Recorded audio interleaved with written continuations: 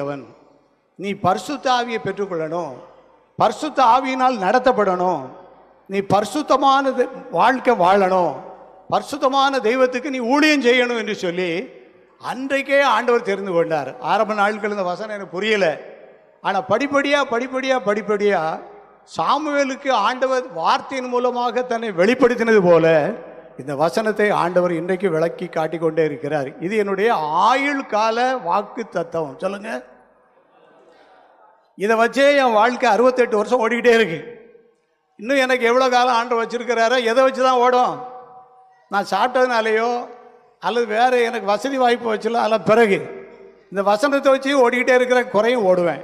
அந்த வசனம் என்ன சொல்லியிருக்கு? நீ ஆவிக்குரியவன், நீ எல்லாவற்றையும் ஆராய்ந்து நிதானிப்பாய். உனக்கு ஒரு நிதானத்தை நான் தருவேன். என்னதான் நடக்கு சபையில் உன்னால் நிதானிக்க முடியும். வீடு எப்படி தான் ஓடிக்கிட்டு இருக்கு, உன்னால் நிதானிக்க முடியும்.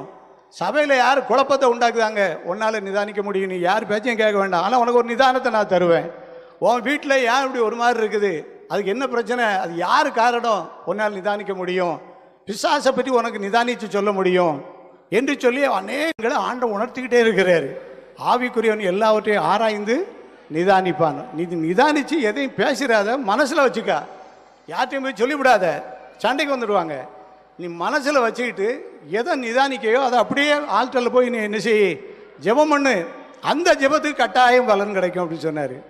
அந்த வசனத்தை நீங்கள் நல்லா வாசி பார்த்தீங்கன்னா, ஆவிக்குரியவன் எல்லாவற்றையும் ஆராய்ந்து நிதானிக்கிறான்னு போட்டு பின்னால் என்ன போட்டிருக்கு பாருங்க. ஆனாலும் மற்ற ஒருவனாலும் அவனை ஆராய்ந்து நிதானிக்க, நீ எல்லாரையும் ஆராய்ந்து நிதானிச்சிடலாம், ஆனால் ஒன்னே யாரும் ஆராய்ந்து நிற்க முடியாது. நீ ஒரு காற்று. அல்லேலூயா. நீ ஒரு காற்று. காற்றுடைய கிரியைகளை பார்க்க முடியும். காற்றை யாரும் என்ன செய்ய முடியாது. அது எங்கே வீசுது, எப்படி போகுது, யாருக்குமே என்ன செய்யாது. ஏன்னு சொன்னால் ஒன்றை நான் ஒரு காற்றாக நடத்துவேன் அப்படிங்கிறாரு.